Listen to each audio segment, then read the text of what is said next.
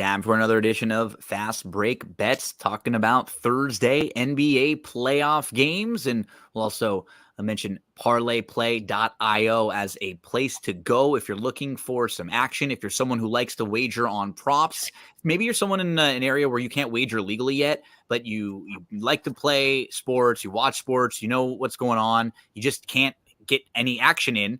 This is a place for you. As long as you parlay a couple props together, you can do it legally. You get great value for doing so. And if you use our promo code NFL Betting Blitz, it'll help us out. And you'll also get a nice little bonus when you deposit there. Erik, buddy, 2 games today on the slate.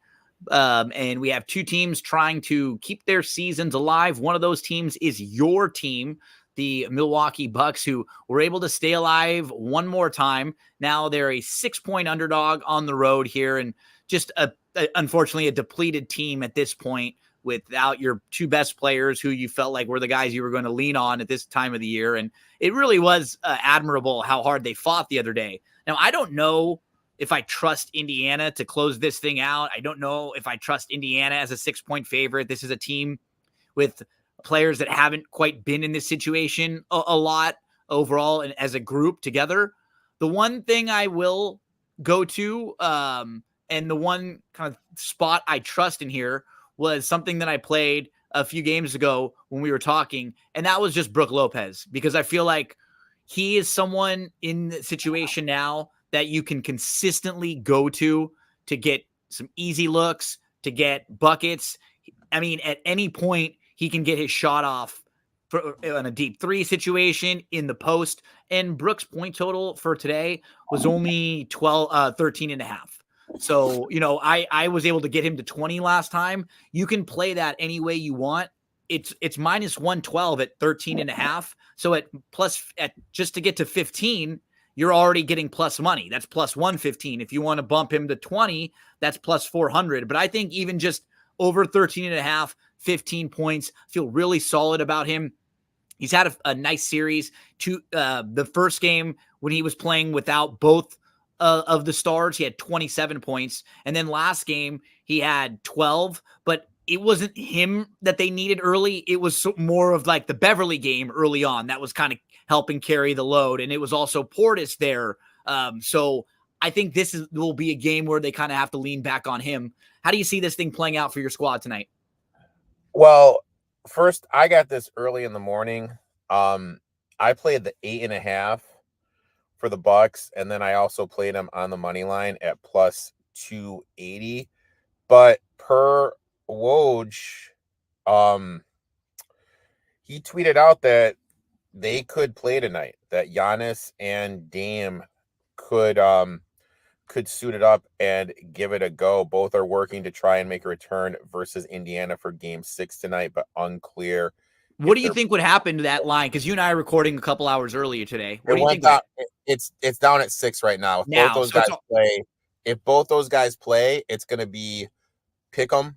Yeah. Or like right. a small favorite. Yeah. I got the 8.5. This is my thought process for this. If they don't play, one of the angles I love is a team that plays at a slow pace. People are talking about how better the Indiana defense has been this series. But when you look at it, what has the Bucks done? You got to give Rivers credit. He's playing at a slower pace. They're working it deeper into the shot clock. They're not going as early. Thus, they're limiting the possessions and not allowing the Pacers to get out and run. I like a team that plays at a slow pace, which the Bucks have been doing now without their two superstars in Dame and Giannis, that can shoot threes, getting a big number. Bucks, 37.2% of the season, 8th best in the league. Pacers struggle at rebounding. We have seen since Dame has gone out, Lopez playing more in the post, as you mentioned. This is going to lead to more second chance points. And then if Giannis plays, even more second chance points because he is such a great rebounder.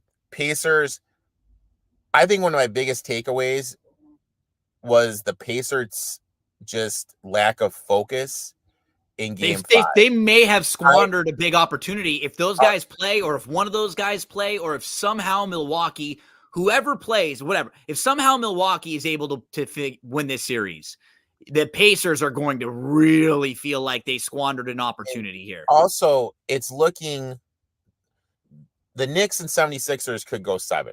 And they're beating each other up right now. And Halliburton needs to be healthy. You had a chance to finish off their series and rest him, and you didn't do it.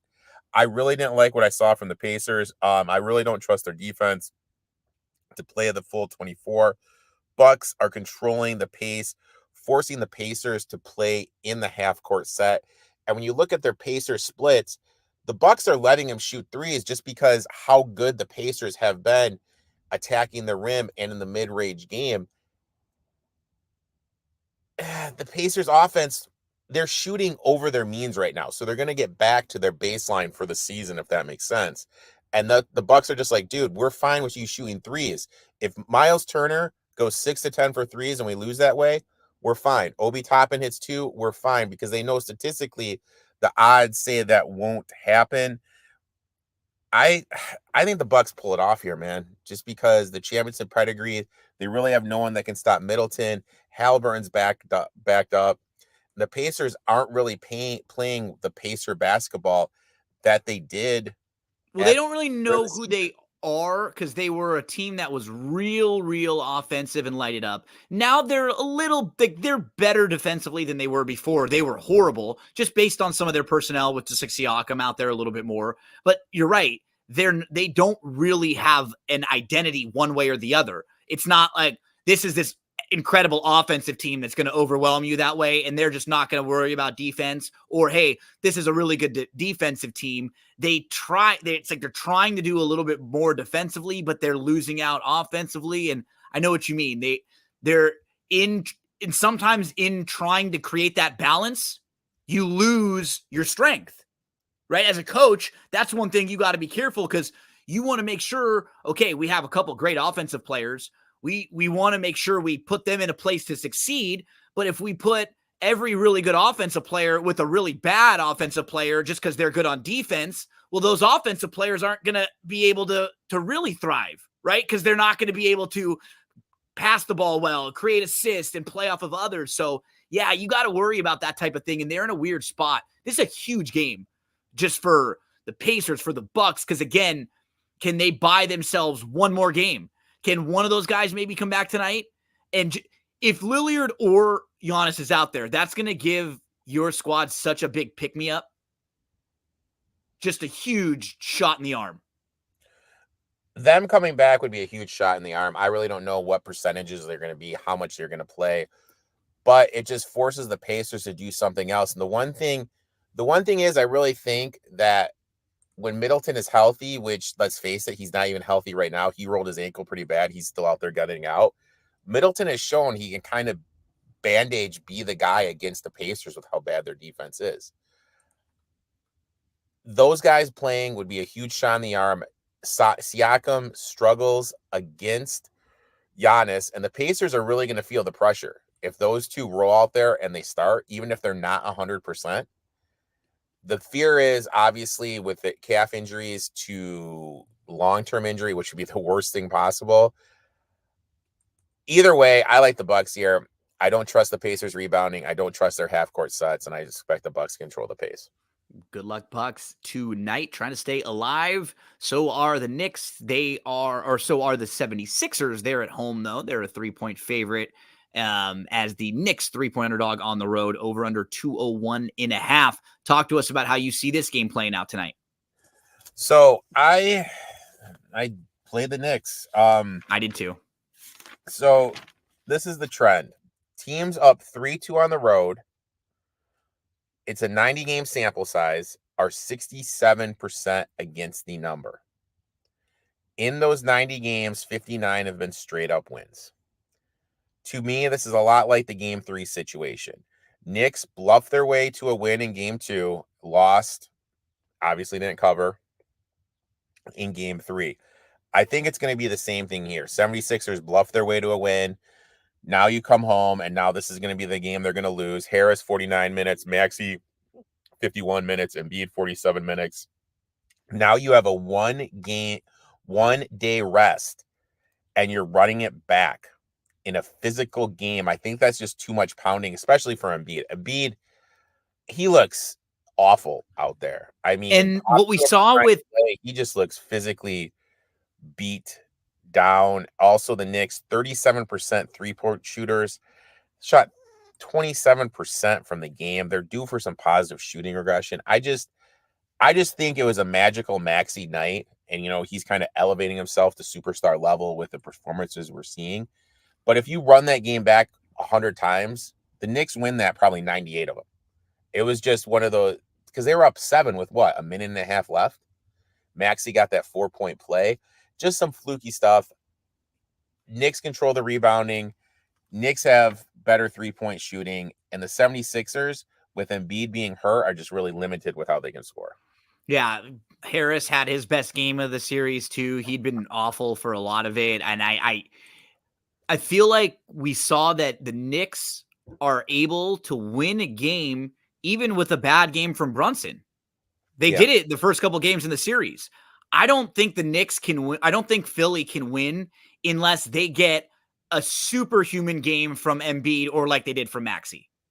And that's just so difficult to count on. I think they need that. And as you pointed out, physically, Embiid just doesn't look good right now. The longer this goes, I think the worse it is for him at this time. He's trying. I really want to give him credit for that, because for being tough enough to want this. He's not a guy that doesn't care.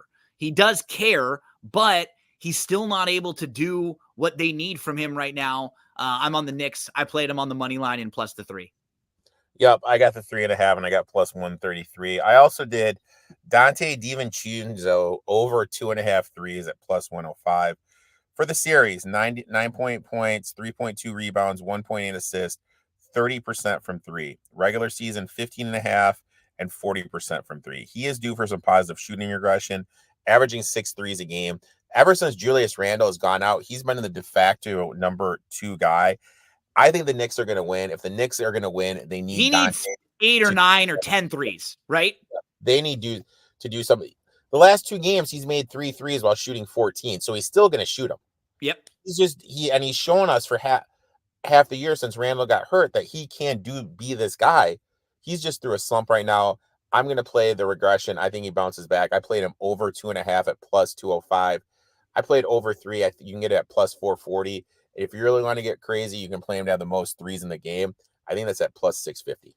Yeah, he was averaging for like a real long stretch of the season, like 4 made threes a game, because he was just shooting so much at a high clip and at a high percentage. So you and I think the Knicks get the job done tonight, and hopefully your Bucks can extend it one more time. That would be on Saturday, I believe, Game 7, right? And then that would be also the start of the Boston, or the start of the Wolves versus the Nuggets series there. So we'll figure out tomorrow when the other series may finish up, may get started. But for now, 2 teams trying to stay alive tonight. So Erik, talk to us about your parlay play. Gave everybody the information earlier. I'll flash up the promo code again. What are you playing today from parlay play? From parlay play, I am doing Dante DiVincenzo over the 2.5 threes, and I did Maxey under his point total. Thanks so much, everyone, for hanging out with us again today. We will be back tomorrow and every day that there are NBA games. So tomorrow, Erik, so Friday, Saturday, you have a guest joining you, right? Bryce from the I Need It Sports podcast is going to be hopping on and joining me those next 2 days. So good luck to you. Good luck to everyone out there, and hope you all have a couple nice days in your NBA handicapping. I'm going to join Erik on his podcast to talk some Kentucky Derby. And if any of you out there are horse racing fans, or if you just like to play the Derby in those races, I did a ton of stuff this week, Erik. We have I think I have 16 videos out there, all recorded, previewed each race, talked with a bunch of guests, all of them shared thoughts on Oaks and Derby, and then going on a bunch of different shows. Looking forward to talking with you. A lot of times we talk about like matchups, head-to-head stuff too. That's what's nice. Usually we'll talk about things in a different way for more people that maybe aren't betting the races all the time, but more like sports gamblers. And that's why the segment on your podcast is really good for people that are probably watching this show and maybe just like to play the Derby and some of the big races. They'll get an idea of how someone like you plays the Derby. Yep. I definitely hit the head-to-heads. I play a little pick 4, pick 5, pick 3s. I mean, this is the one day where I'm really locked into horse racing. So we look forward to talking about that on Erik's show. And then Erik will be back hosting the NBA shows the next few days. I'll join Erik later in the week on Sunday. Good luck, everyone. We'll talk to you again real soon back here on Fast Break Bets.